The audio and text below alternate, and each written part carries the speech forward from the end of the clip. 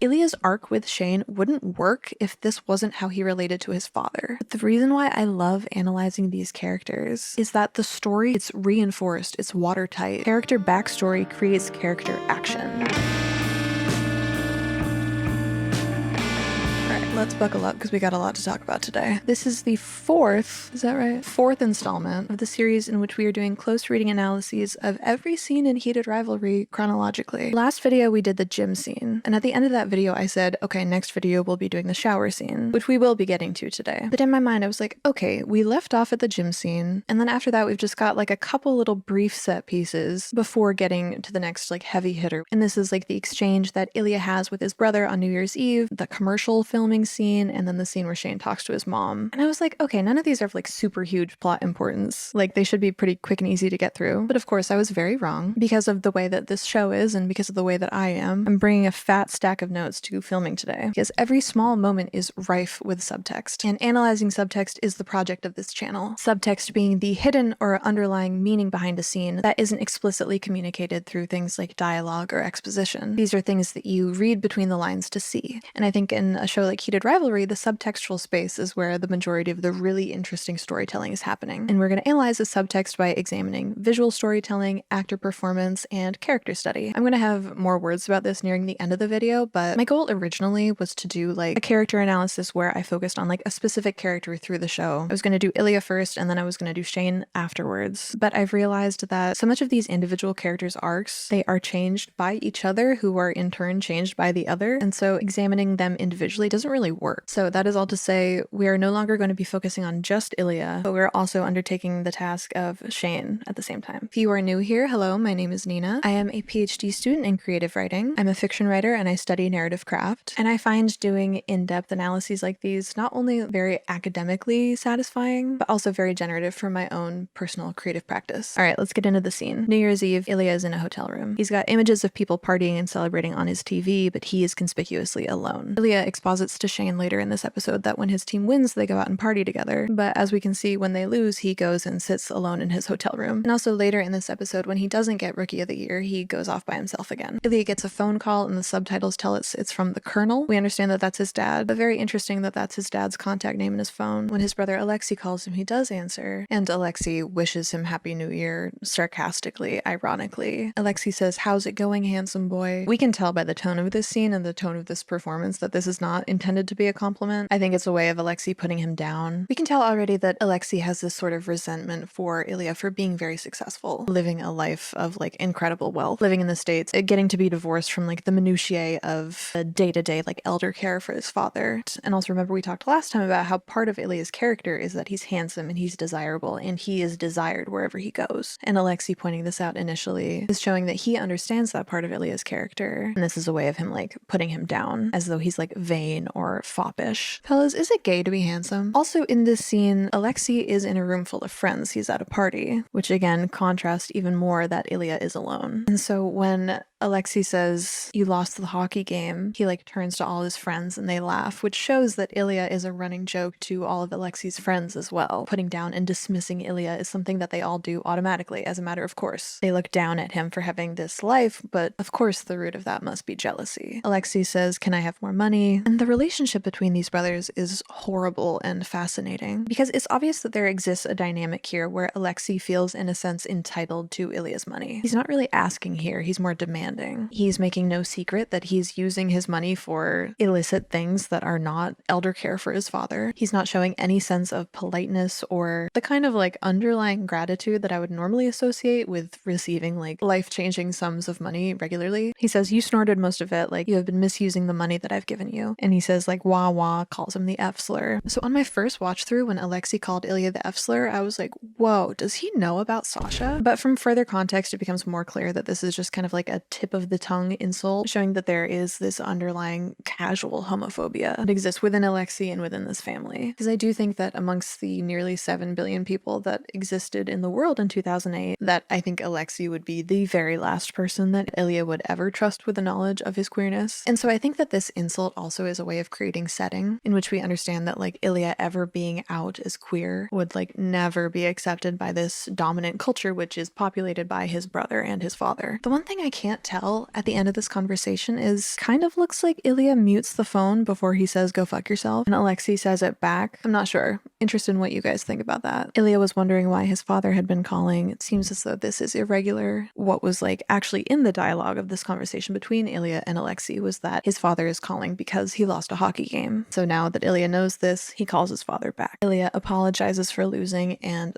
is told to apologize to Russia. He says that losing is disgusting. And in previous videos, we've talked about Ilia as a character who has CPTSD, and feelings of shame, emptiness, and inadequacy are common in those who have CPTSD. But here, because of Ilia's position as an elite athlete, this shame that his father is placing on him is magnified to like international scale. I also talked in a previous video about how like a complete picture of Ilia's character relies on an understanding of Russian cultural social norms in the 2000s, which I can imagine that the North American audience of Heated Rivalry would know little about these norms. But I will also say, it was in the second video on this channel, How Heated Rivalry Writes Complex Trauma, I asked if any members of the audience are from Russia or who would want to like share anything about how this show like portrays or interacts with like their experience of Russian culture. And a lot of people wrote in and I learned a lot. So I would also recommend just like if you want to learn more, checking out the comment section under that video. So in this scene, when we're looking at the performance choices that are being made, we can tell that the performance is mostly one of repression. Ilia's actor is very still. He's got his eyes closed. He's unmoving, portraying this kind of numbness,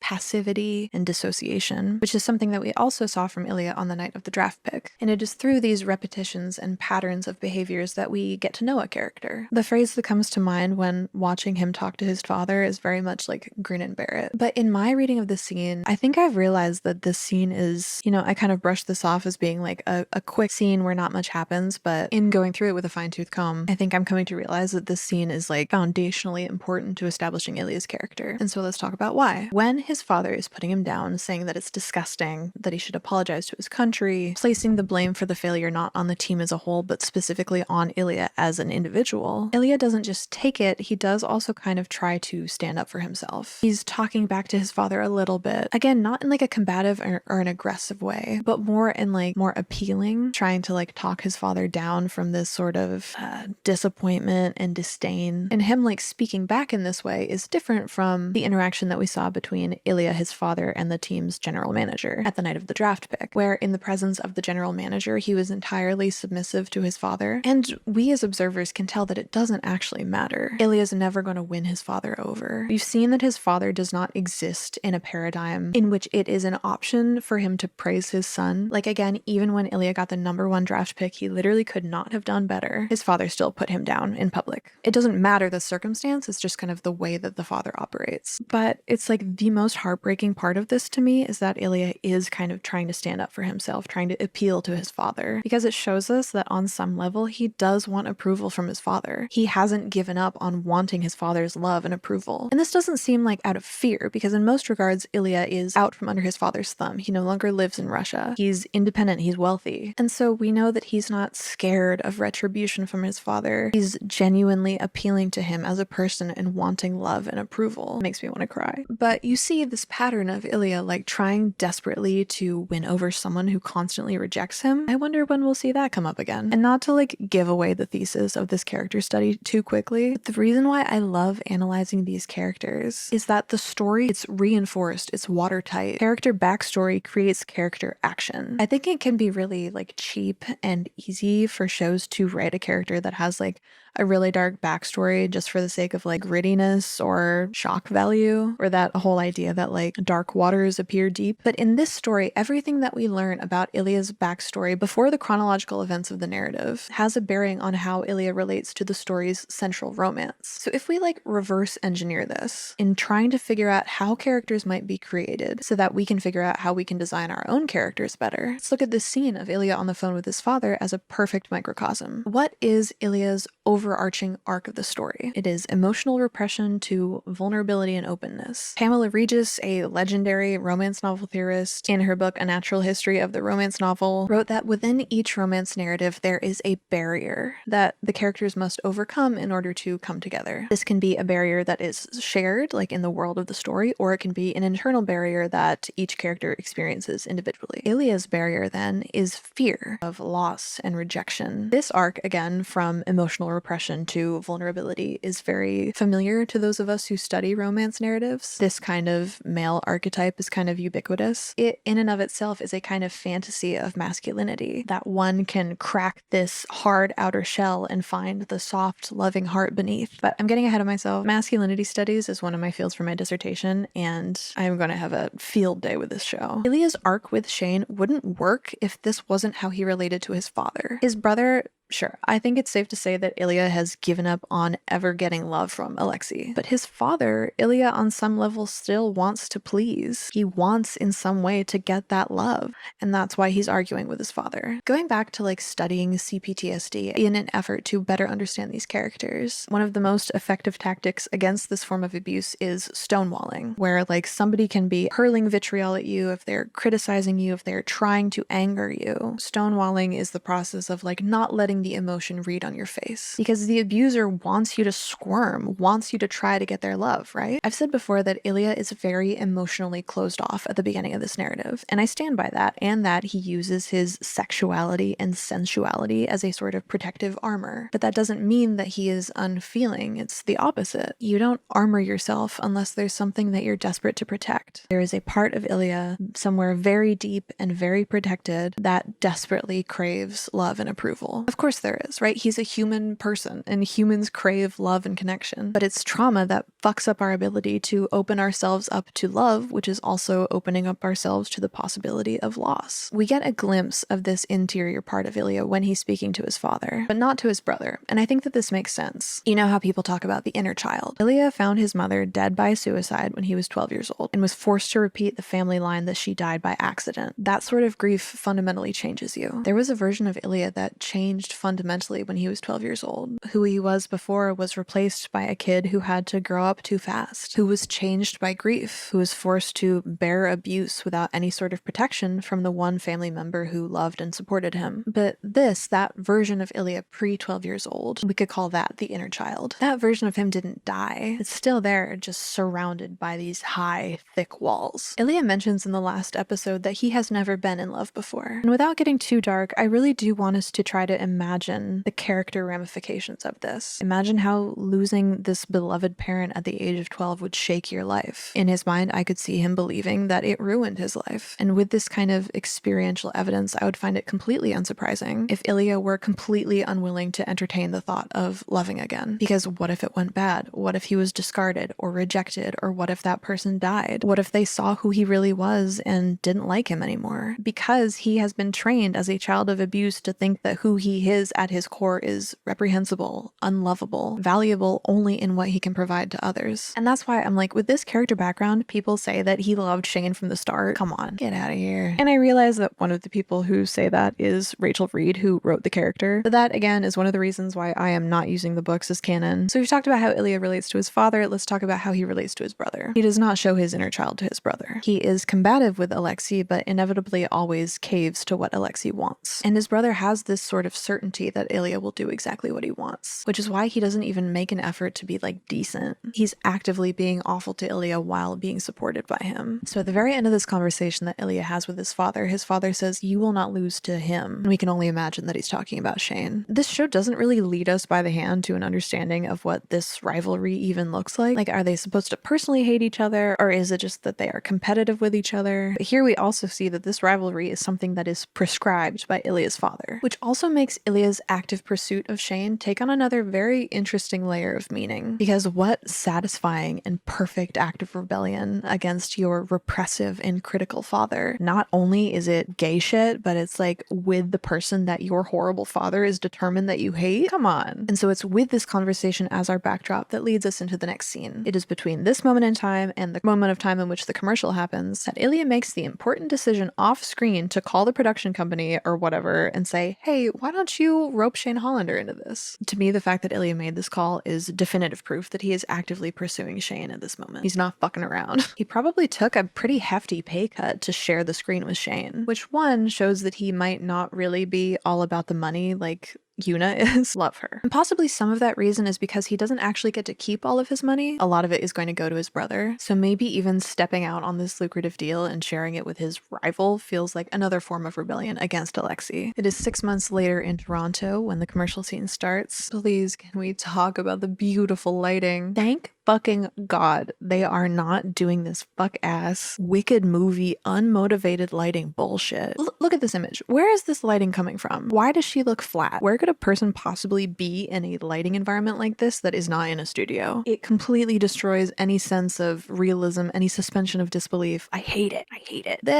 I don't need to see every single detail of our characters all the time. Really. Like, their micro expressions are incredibly important to the story, and in this scene it can be a little bit hard to parse them out, but that's fun. We don't need everything to be spoon-fed to us. What's also very cool about the lighting in this scene is that they are currently in a studio. They are currently being professionally lit. The goal of the producers of this commercial are to make these characters look larger than life, aspirational, perfect. They have makeup on. They're being instructed on how to perform and how to act with a lot of intensity. But when we're positioned behind them, backlit, they're shadowy, it's harder to see their expressions. We are being reminded that this is a set, this is a stage, these are just people. Some of the artifice is exposed, which I love. And I also love how blue this scene is. Post-production did such a good fucking job with the color grading in this series. They were not afraid of like taking the lighting and turning it into like a creative statement. How this scene is like nearly completely blue, I think contrasts really well with their first sex scene, which is nearly completely red. Okay,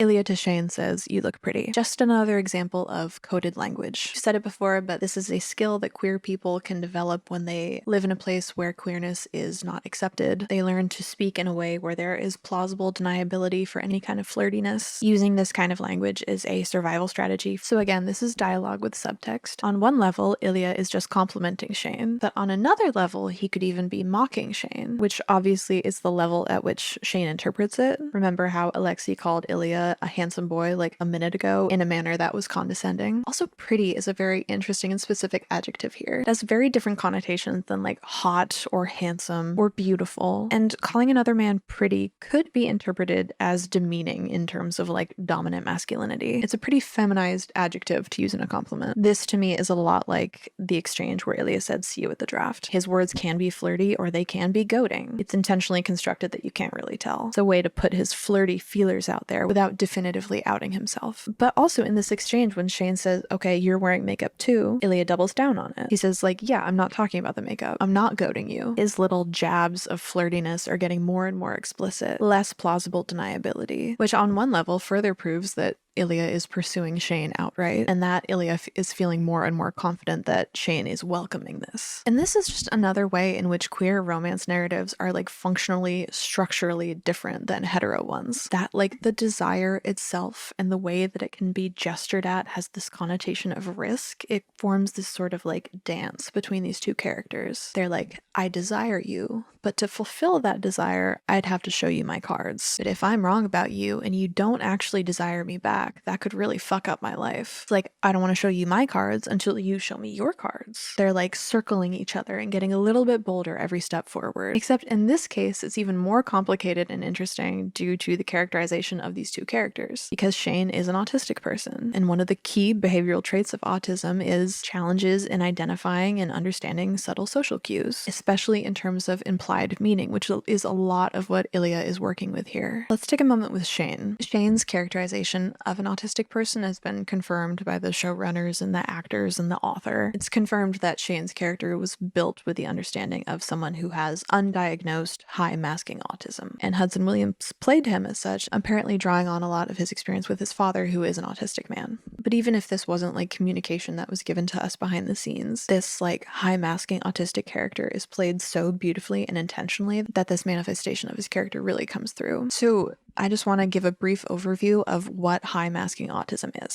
So as I just said, one of the main behavioral traits of autism is challenges in identifying and understanding subtle social cues. But masking, what masking looks like is consciously or subconsciously camouflaging autistic traits, such as difficulty interpreting nonverbal cues to fit into neurotypical social norms. Individuals use strategies like scripting, imitating body language, and forcing eye contact to navigate social situations. And what is important here is that the presence of masking does not reduce the underlying autistic neurotype. It doesn't change how an individual perceives the world. It's more a method of camouflage than anything. And again, this camouflage can be either conscious or unconscious. I think a really beautiful illustration of this is a scene that we talked about in a previous episode where Shane is at this like post-draft celebration with his parents and the GM, and he's like actively dissociating at the table, and his mom like gently touches his arm and brings him back into the conversation. And at this like cue from his mother, Shane like snaps into focus and offers this like really thoughtful, perfectly worded statement, referring back to one of the tactics that can be used in masking, which is like scripting conversations. Shane trying to be perfect is something that we're going to come back to a lot. And I also want to think about this in relation to him as a character, specifically in the position of an elite athlete. I was doing some reading about like the presence of neurodivergence in like elite sports, and there is evidence that neurodivergent people may be overrepresented in elite sports due to traits like deep focus, routine-driven behavior, obsessive dedication. And I can tell you that for sure in places like academia, the higher and farther you go, the more neurodivergent representation like distills and concentrates. Like, my whole job is pattern recognition. But getting back to Shane, I want to talk about how masking requires effort, and it's not perfect. It takes a lot of cognitive energy for an autistic person to be masking constantly to manage their behavior. And so when presented with a new situation or in a spike of emotions, that mask can slip. And we can see that through things like microexpressions, blunt honesty, shutdowns, or sudden withdrawal. Points that are going to be our major sources of evidence for understanding and analyzing Shane's characters are to be witnessing when his mask slips. Hudson plays this character like very close to the chest, very reserved, because part of his characterization is Shane wanting to be outwardly perfect. So unlike Ilia, there's not a lot for us to grab onto. Unlike Ilia, we don't really see him often losing control or crashing out. The acting, the performance of Shane, and the characterization of Shane are more subtle, so it is harder to analyze. But I do think that this kind of acting is much more technically impressive than like crashing out. I've even seen people online saying that like they don't think that Hudson Williams is a good performer because he doesn't have a lot of this like dynamic range and he's more like monotone and consistent. But I'm like, dude, that is the performance. That is the character. You're missing the entire characterization and the subtle nuances of this performance. Like, do we really need actors to be like crying, screaming, throwing up in order to understand that what we're watching is a performance? I keep thinking about this line from a YouTube video I saw forever ago. If you go on YouTube and search for best acting compilation, what you'll probably see is a lot of videos with millions of views that look and sound kind of like this. Get lazy, I make shit, I hate you! Yes! Yes! Yes! Yes! And this is a little bit digressive, but when we stop treating performance as art is when we get this weird thing where acting can be like subsumed by celebrity culture, which like celebrity culture just seems like a alternate universe. It must really like it must really like melt your brain to be rich and famous. Like, I can't imagine how you could end up being like well adjusted in that environment. And then so when like the idea of an actor is kind of transformed into the idea of like a star, that cues them to follow the logic of the celebrity, which is to preserve your eternal youth and get a bunch of stuff in your face. You sacrifice your ability to do your art form, to express things with your face, which is like quite literally the almost the entirety of the job of being an actor, in deference to being beautiful and marketable. I feel like the thesis of my channel could be that photo of Ian McKellen when he's on the set of the movies which shall not be named, which of course is the Hobbit trilogy, and he's sitting in this set which is entirely blue screen, like crying into his hands and saying that this is not why he became an actor. I also want to be clear, I'm not like vilifying people for getting plastic surgery. I understand that like the pressures must be insane, these pressures that are like built on misogynistic beauty standards. It's more just like how actors preserving an idea of like beauty,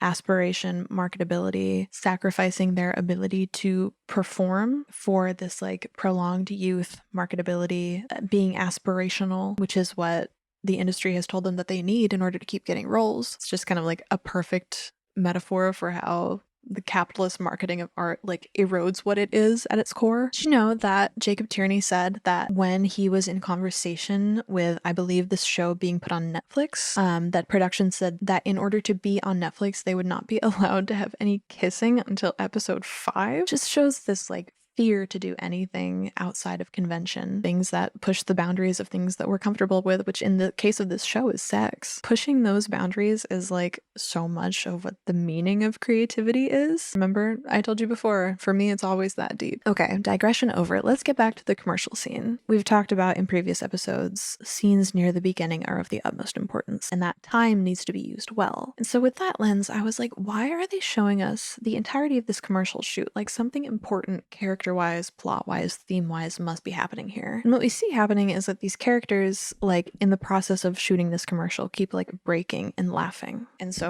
the job of character study is to try to understand like, why is this important? So let's try to get into their heads. Again, coming into this scene, Ilia is actively making this whole thing happen in an effort to pursue Shane. They are being like coached and directed into this position again and again of being like, hey guys, let's show a lot of intensity. Let's play act. Let's like get right up in each other's faces and pretend to look really serious. What's funny is that both of these characters are pros at performance, just in very different ways. Ilia, who consistently performs sexiness, seductiveness, emotional detachment. Shane, who is high masking, who performs camouflaging behaviors. And so I think that the performative aspect of this scene is important. One trait, one symptom that is common in both CPTSD and autism is feeling kind of like confusion or loss or inability to figure out like, who is my internal self? Who am I at my core? Because when you are so used to performing, it is difficult to figure out like what is behind that performance. And so both of these characters in this scene are coming forward and being asked to perform their rivalry for the camera. Ilia is the one who keeps breaking. Shane's chilling. Shane is very comfortable being given instructions, but Ilia is the one who keeps laughing and fucking up the shot. And what we can learn about him is that he is less concerned with professionalism and keeping up like a perfect record for his sponsors. Unlike Shane, performing like perfection and professionalism is not something that he's super interested in. And it does seem like it would be funny to like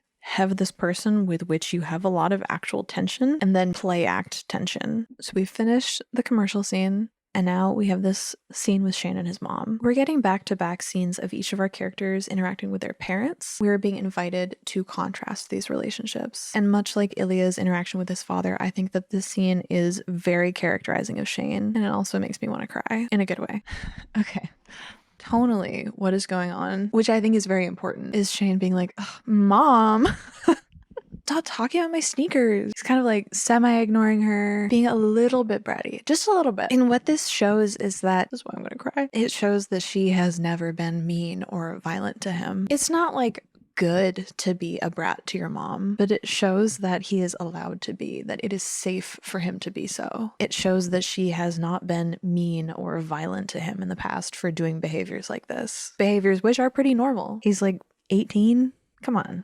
The power dynamics of some families are rigid and enforced from birth with the threat of violence or punishment. Think Ilia's family. Being a brat to his father, even though his father is being fucking horrible, is not something that even comes up as a possibility in Ilia's mind because of the power dynamics that are set up and understood in his family, that his father is the head and that everybody else is obedient, the patriarchal paterfamilias. But Shane doesn't have that. He's allowed to be a little bratty to his mom. And honestly, I love this scene and it makes me emotional. Remember how we just talked about how Ilia only showed his inner child to his father and not his brother? We've talked about Shane as a high-masking autistic person who feels the need to act very perfect and professional and composed at all times. But here, Shane doesn't feel the need to mask. He can be himself with his mom and put aside this like effortful cognition to mask. And again, we talked about how important parts of Shane's character are going to be revealed when his mask slips, and this is one of those moments. So here Yuna is talking about the deal that he has with Reebok and his responsibility to wear the Reeboks. Yuna loves her son, but she also loves getting money, and I love her. I've been watching some of the Winter Olympics, and especially that Heated Rivalry is like at the back of my mind. I really like the figure skating, and so when I watch these performances, I've been like looking up the players and trying to see a little bit into like their home life, how they were raised, what their parents are like, and having like manager parents who poured tons of time and money and effort into one's like training in a sport from a young age, that like often selects for those that end up being the most successful. So what is brought up in this scene is that Shane is responsible for these like major deals. Shane is already, as a high masking autistic person, like very aware of how he comes off, and with this addition of the thing with like the Reebok sponsorship, is being reinforced to him that even the smallest decisions, like what shoes that he wears, that all of his decisions have like major implications. And so he needs to be very thoughtful and very deliberate in like everything that he does, which is like kind of what Shane is all about. We talked about this in the last analysis episode about how Shane's position as one of the only Asian players in the NHL adds to this like mountain of pressure that he feels. His mom says that a whole lot of kids are going to be looking up to you, a lot of kids who don't see themselves in this position. Shane didn't like ask or elect for his like personal behavior to be representative of like Asian Canadian players in the league, but it is a responsibility and a pressure that is like foisted upon him due to his race. This scene is kind of illustrating how like on all sides Shane is being asked to be perfect. Due to his position, he's not just treated as like a teenage person. He is a brand representative. He is a role model. I'll spoil this part for later in the episode, but when Ilia is watching Shane on the TV and Shane is answering questions in French, and Ilia's like, ugh, how does it feel to be so perfect? I think that Shane would have been like, thank you, I worked really hard on that, actually. A lot of hockey players fight in the rink, but that has never been Shane's style. He doesn't talk shit. He's there to show his like massive hockey IQ, or whatever the announcer said, not talk to anyone, leave and go home and meditate and eat fiber-rich, plant-based, protein-rich foods, and look over his stock portfolio and read nonfiction before going to bed at a reasonable hour. This is all part of that pressure that Shane feels. Remember also, part of one of the like hallmarks of high masking autism is like forcing eye contact. So another like piece of evidence that Shane is not masking here with his mom is that he's not looking at her, he's looking at Ilia in the ring. She thinks that he's not listening. He proves that he is listening by like repeating back to her what she just said, but he doesn't feel like with his mom this need to like maintain eye contact that is uncomfortable for him. I'm thinking like for school, I spend a lot of time doing analysis on things that I think are very interesting and not necessarily things that I love. You know, I've written a paper about like lesbian undertones in Charles Dickens, and I find that interesting, but that doesn't mean I'm like enamored by the 1852 edition of Bleak House. But I do actually love Heated Rivalry, and I feel like I can feel the impact of that. I feel like I'm able to get deeper and understand more because I am locked in, I'm wrapped up, I'm not looking away or bored. And now it's finally time. Let's talk about the shower scene. We start off with Shane. Ilia's coming into the room. Remember when we talked about character motivation being the underlying root of subtext? When Ilia walks into the shower, he has a hoped for outcome. He wants Shane, he wants to have Shane in the biblical sense. And honestly, I think that he's just trying to do it once, like for the thrill of it. And I'm trying to like figure out a way to get it to come across how crazy that would be, like what this beef between them might feel like. And I really am somewhat loath to make this comparison because the people I'm about to bring up are not equals like Ilia and Shane are. One of them is like one of the greatest artists of the English language, and the other one is a bad musician. But in terms of cultural response, this would be like if Kendrick and Drake hooked up. Ilia goes into that shower with a mission. He arranged for this whole commercial shoot to happen. As someone with fame and fortune, this is the kind of like agency he has. It's an obligation that they had to travel for. They were going to be like staying in the same hotel. It's intentional. Like this is an engineered sex vacation that he can write off on his taxes. But remember, again, we've spoken so much about coded language, subtle hinting, plausible deniability. Ilia is motivated, but he must be careful. He cannot make his definitive move, the kind of move that is obvious enough for Shane to be able to pick up on and can't be walked back from, the kind of move that could have very bad consequences if Shane is not feeling the way that Ilia imagines him to feel. Remember that Ilia is very, very good at picking up subtle nuances, shifts in mood, shifts in intention. He's a child of abuse, and that kind of thing comes with the territory. story. Ilia is reading Shane constantly. This move that he's making is like a high stakes bet. It's like gambling in a sense. If he's wrong, at the least worst, he would be committing sexual harassment, and at the worst, he could like get beat up or get his visa revoked. So all of that is to say that Ilia needs to be very confident, 100% confident, that Shane is into it before he starts this whole thing. And so what is happening in this scene that makes Ilia aware of Shane's shifting intentions? There's a lot of ogling in this scene. Ilia's ogling, Shane is ogling, but what I want to point out is that Ilia is ogling, making sure to do it when Shane's back is turned, because it is not polite. It is a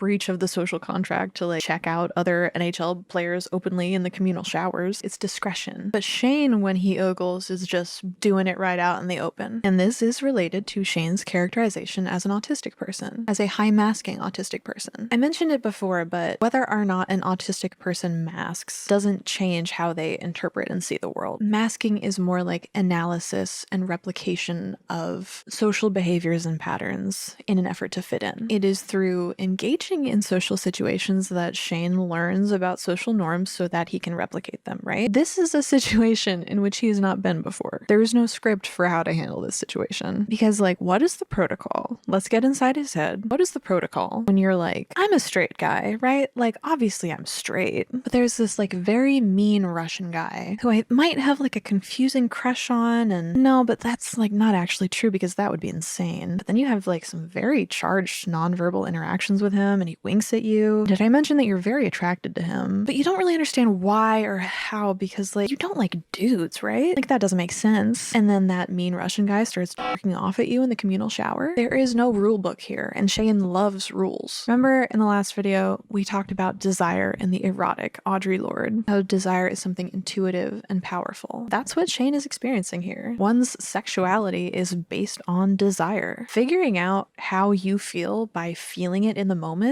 is a very intense time and way of understanding. I read a lot of like queer fiction, watch a lot of queer movies, and I think a lot of these like more mainstream coming out stories can be distilled into this like palatable, I told my parents and then they were surprised, but eventually they understood and it made us stronger as a family. But in the queer storytelling of this scene, finding out you're gay by experiencing desire in the moment, this is the body moving before the mind. It's actually like a very crazy phenomenon to go through as a part of your life. It's difficult to describe, which is another one of these special capabilities of queer art. It's like to make art that is about this really strange and interesting and weird thing that happens when desire leads your brain down pathways. I think that people can fall into patterns of thinking of one's body as something that can be managed, something that we like lead around and control, that we like the consciousness is the one that is in control, especially if we're used to being like very logical and organized and rational and oh, am I describing Shane to a T? And so remember this like social contract. You don't ogle other NHL players in the shower. Shane is breaching that social contract. He's ogling. Shane is utilizing his desirous gaze. And the fact that I'm trying to find a way to say this delicately that will fly on YouTube, Shane's body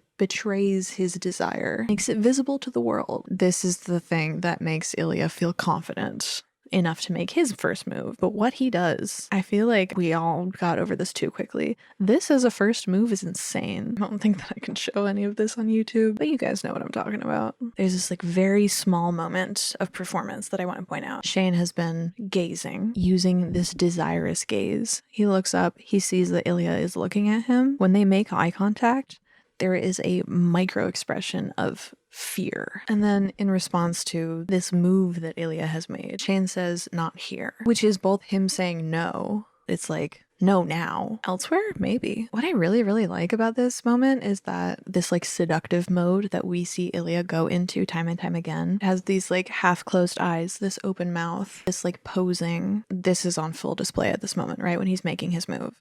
But when Shane says not here, which again is like, it's not a no forever, but it's a no, it's a definitive no right now. Ilia like immediately comes out of that mode. And this is one of the ways in which like I really appreciate how consent is shown in this show. And it, like, you know, it's the bare minimum, but with with men, sometimes that's like astonishing. But the fact that he like immediately hears Shane, respects his wishes, turns off that character immediately, and then the scene ends. Once more, this is all that we have time for today. If you are one of that select few who has gotten to the end of this video, thank you very much. Next time, we will be going forward from this like locker room scene and then into the first sex scene. This is going to be a great opportunity to talk more about like the important role of sex in narrative storytelling. As you might be able to tell, I'm trying out different like lighting setups and different lenses. This channel is still very much in its infancy. And again, always appreciate feedback. So this is like more personal note, housekeeping stuff. This is an undertaking that I'm very excited about, but also one that is requiring a lot of time management for me to pursue at the same time as doing the PhD. So all of that is to say, if you would like to support the channel, help me get monetized so that we can further invest in the channel, be very helpful if you liked, comment, subscribe, share, any engagement to give us the boost on the algorithm. I also, at the recommendation of some commenters, I have set up a Buy Me a Coffee. The link to that is in my link tree. Basically all of the proceeds from that will go towards investing in an editor in the hope to like consistently keep making high quality content in and amongst like a busy school schedule. Please let me know if you had a reading of the scene that was different or anything that you'd like to add. That's basically it. See you next time.